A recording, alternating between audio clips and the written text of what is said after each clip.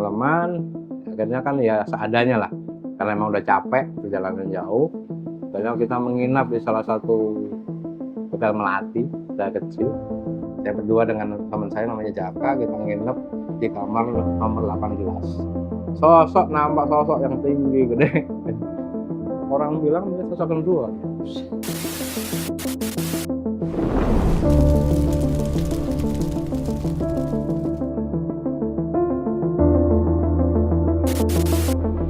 Assalamualaikum warahmatullahi wabarakatuh. Ketemu lagi di channel kami Jagat Dimensi. Itu malam kedua ya kejadian. Malam kedua. Emang di hotel itu berapa malam, Mas? Saya 5 harian. Pokoknya kalau dihitung-hitung nginep di sana itu 4 malam. 4 malam. 4 malam. Kejadian yang paling aneh itu pas di malam keberapa ya? Di malam keempat. Tahu. Malam kelima kalau nggak salah. Malam kelima. Karena kita waktu itu pesen tiket nggak dapet, akhirnya kita perpanjang. Oh, diundur pas pulangnya. Yang kalau kita kan waktu itu saya pengennya langsung naik dari Aceh itu naik Jakarta. ALS, naik bus ALS waktu itu. Langsung ke Jakarta. Ya.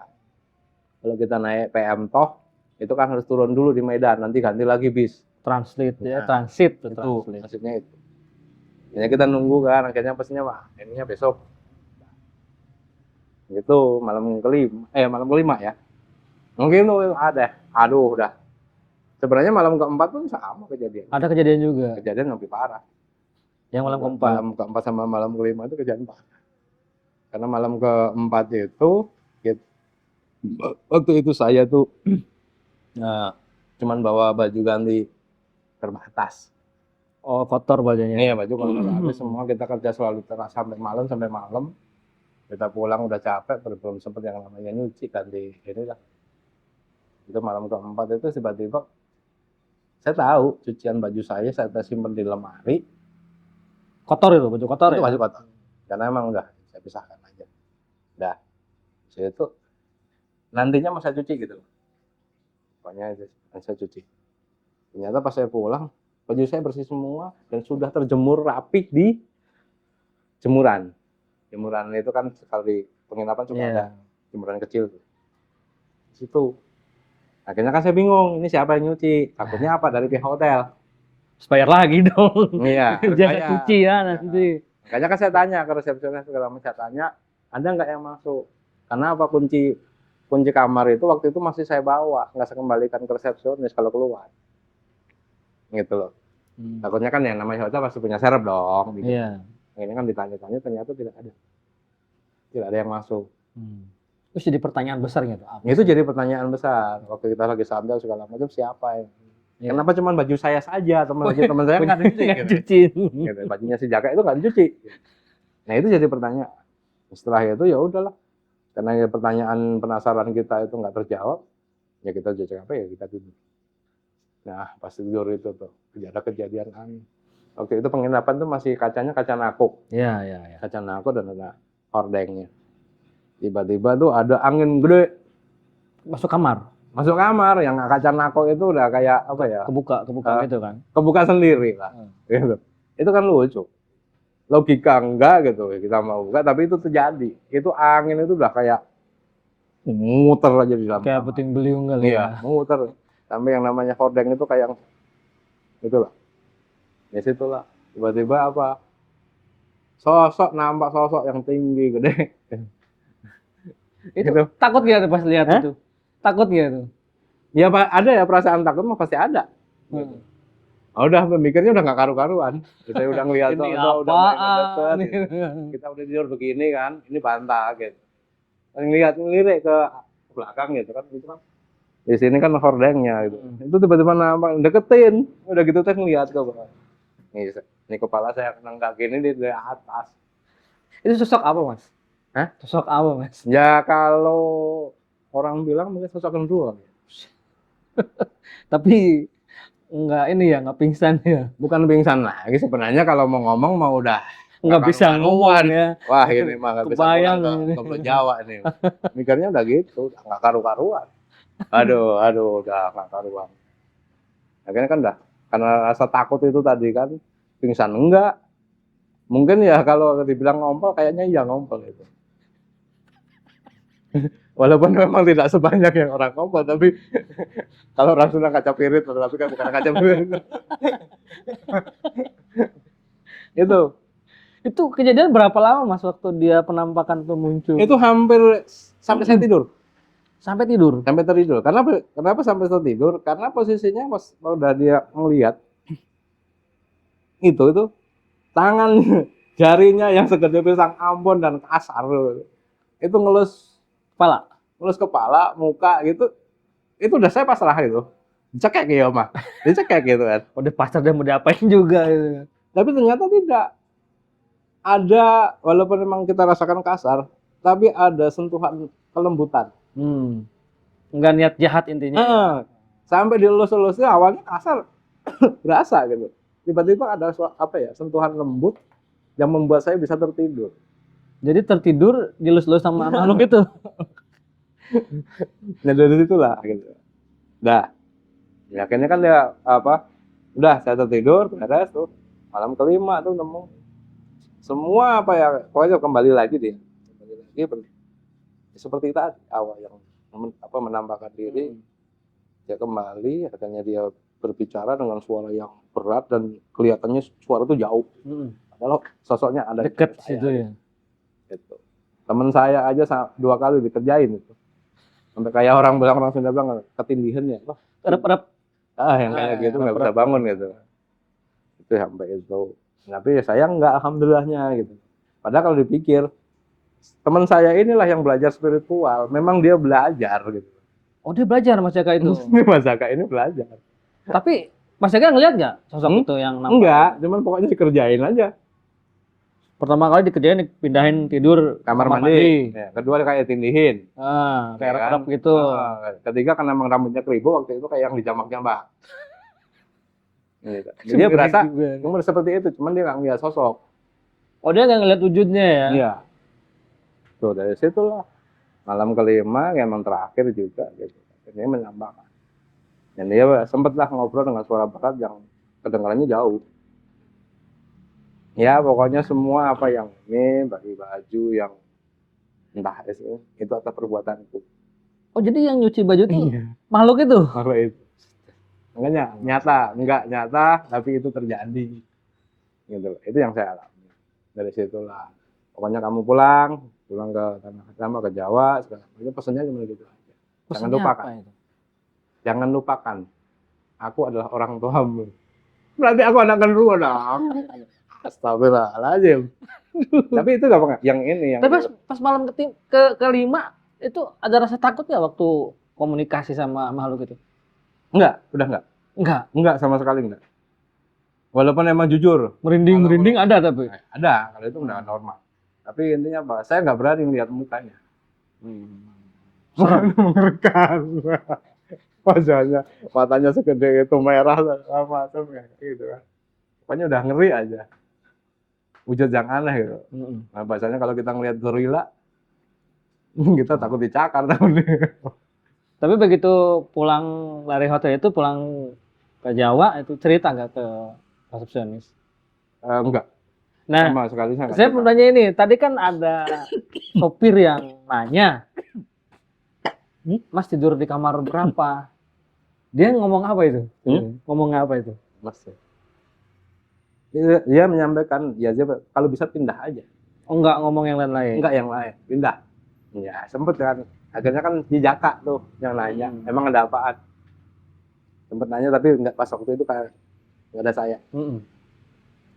Dulu begini, ceritanya ada sejarah yang bagus. Berarti si Mas Jaka tahu ya cerita kamar nomor 18 saya itu. tahunya diceritain kamar nomor 18 itu setelah pulang dari sana sama si Jaka. Di dalam perjalanan kita naik bis ALS.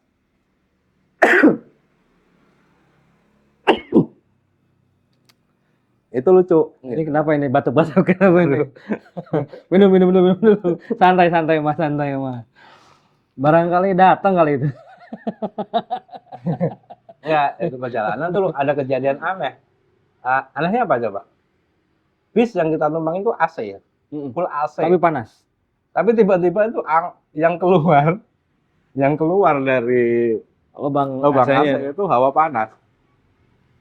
nggak tahu itu kerusakan apa segala macam, akhirnya berhentilah di tengah hutan kalau nggak salah waktu itu. Di tengah hutan kita akhirnya nunggu bis berikutnya. Hal aneh gitu. Pindah bis. Tapi ternyata enggak. Gitu. Ada sesuatu nggak tahu apa yang terjadi, nggak lama dicek juga sama kru bisnya. Ternyata bisnya tidak ada masalah. Dicek WSA segala macam, Freonnya aman, blowernya aman juga mungkin. Aman.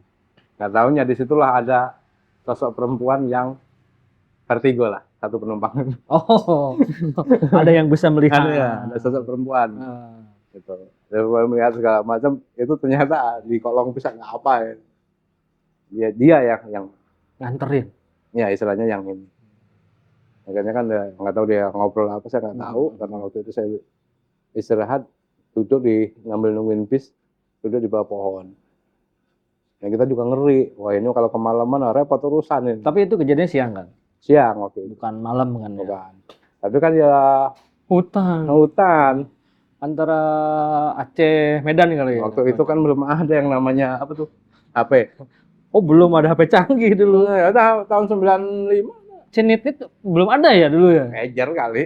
Pager 95 tuh. Pager juga bos-bos besar. 95. Belum ada handphone. Iya. Istilahnya manajer, kelas manajer atau direktur yang punya pager. Nah, itu Jaka cerita apa Jaka perjalanan ini? Ini dia cerita. Ini kata si ini itu ada riwayat ini. Berarti kayak di ini dong saya bilang. Kayak di Pelabuhan Ratu. Iya. Oh. Tapi beda versi ya. Beda versi. Katanya di kamar itu dulu ada yang bunuh diri segala macam. Pokoknya yang nginep di situ tuh selalu nggak. Pasti digangguin. Nggak diganggu. Seperti yang tadi. Mang Cepi di Semarang atau di mana itu? Kontrakan segala macam ada gangguan. Banyak orang yang nggak betah. Iya. Ya kan? Digangguin terus itu. Ini sama, ini juga kejadian seperti itu. Cuma orang pada kabur, kita enggak. Ya kita udah boro-boro ya kasih anggarannya mepet. Ya nginepnya ya seadanya. Padahal kalau mau ngomong juga kan istilahnya mending nginep aja di tempat di rumahnya Pak Ismail. Yang dibenerin ya rumahnya. Walaupun kita di garasi kayak gitu. Yang penting aman. Kalau tahu, kan nggak tahu. Tinggal tidur aja. Tuh. Sampai pulang Jakarta aman tuh, nggak ada. Alhamdulillah sampai Jakarta kita agak aman. Habis itu saya ketemu dengan salah satu teman yang istilahnya baru berapa minggu lah. Saya berangkat waktu itu dia baru masuk, gitu kan. Nah ini orang bisa apa nih Pak? Dalam tanda kutip dia kan memang istilahnya seorang guru. Praktisi kalau orang sama sekarang bilang praktisi, gitu ya. Nggak taunya memang betul beliau itu punya pesantren di daerah Semarang, Kamboja Semarang, gitu. Padahal dia seorang kiai, tapi dia mau bekerja di sebuah pabrik.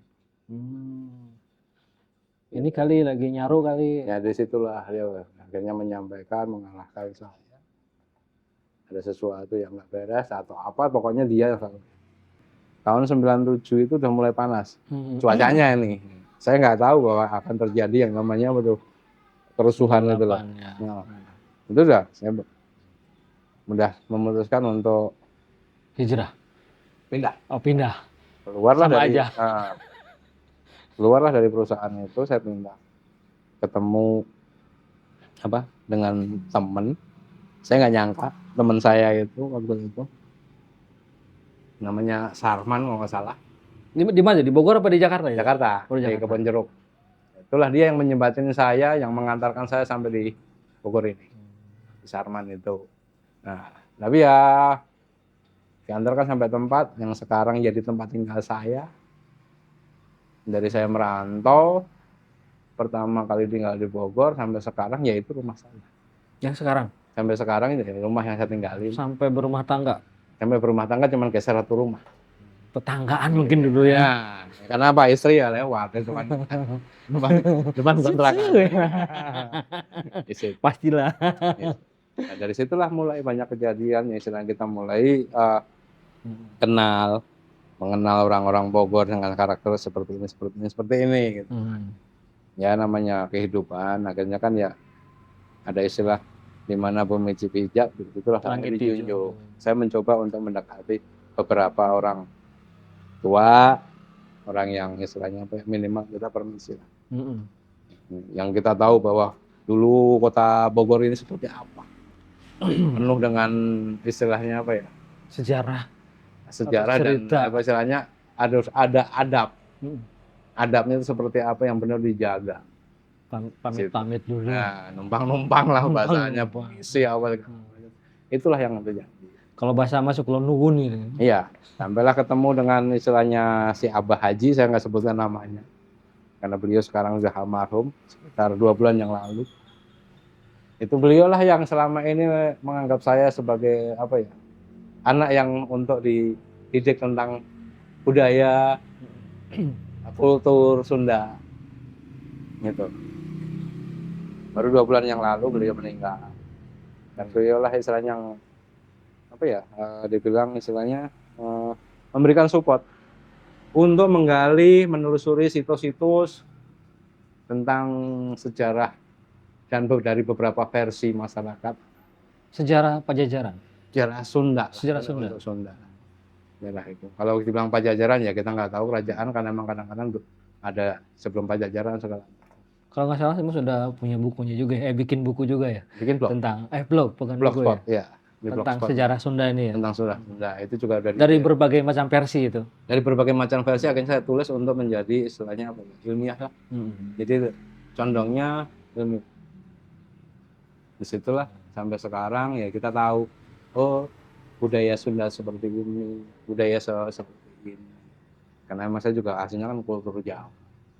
Dari kultur Ya, Jawa ini orang Jawa ya, tapi bisa mempelajari tentang budaya Sunda. biar tahu. Jadi suatu saat kan ada bertanya segala macam, hidup di Sunda nggak apa sih? Saya aja nggak tahu, teman-teman tahu dari beliau ini.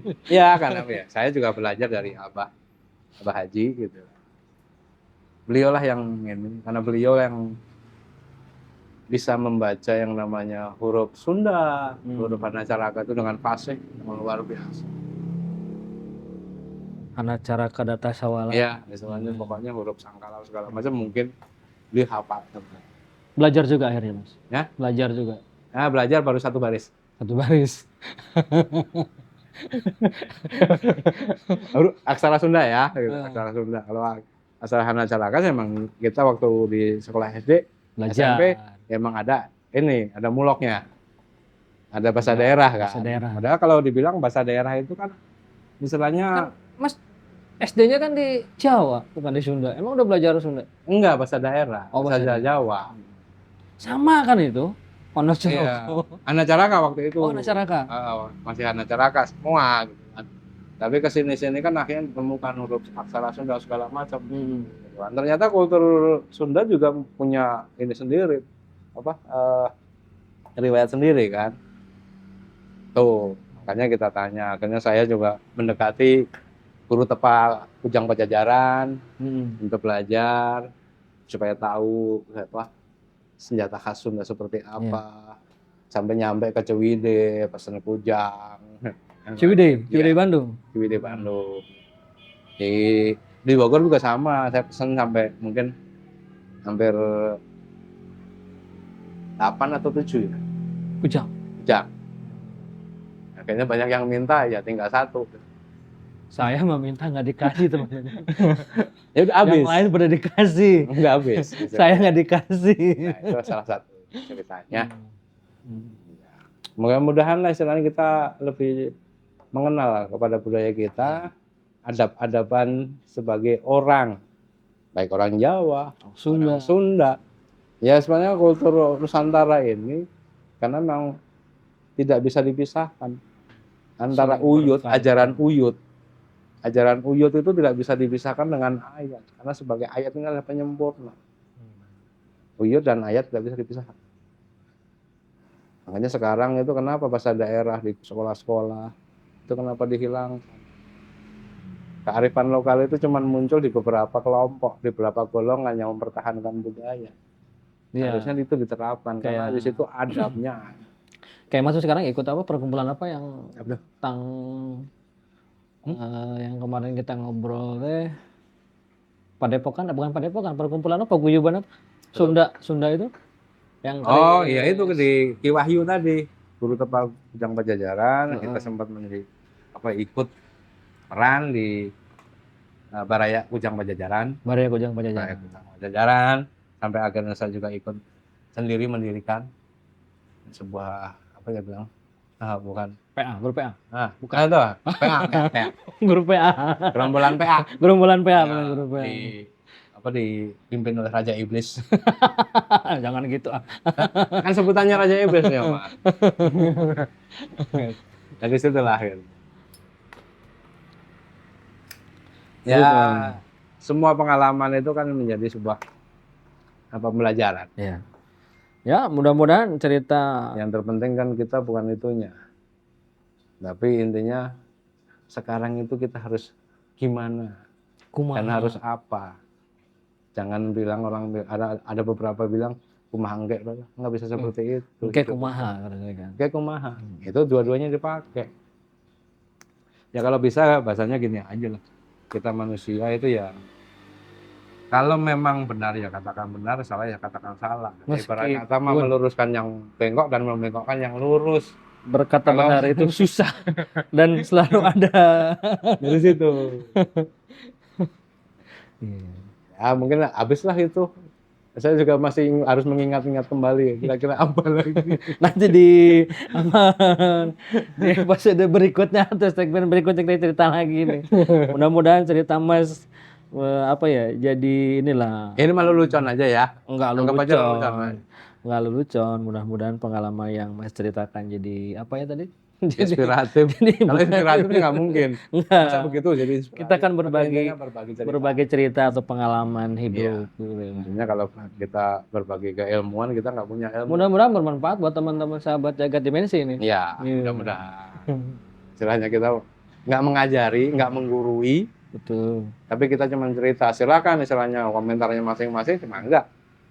Karena pribadi setiap orang punya pengalaman, punya perjalanan. Apa yang kita ceritakan itu bukan pengalaman orang lain ya, bukan cerita orang lain, tapi pengalaman yang emang pribadi kita ngalami sendiri gitu. Iya. Kan? Meskipun orang misalkan ada yang tidak percaya, mangga silakan. Ajar sih.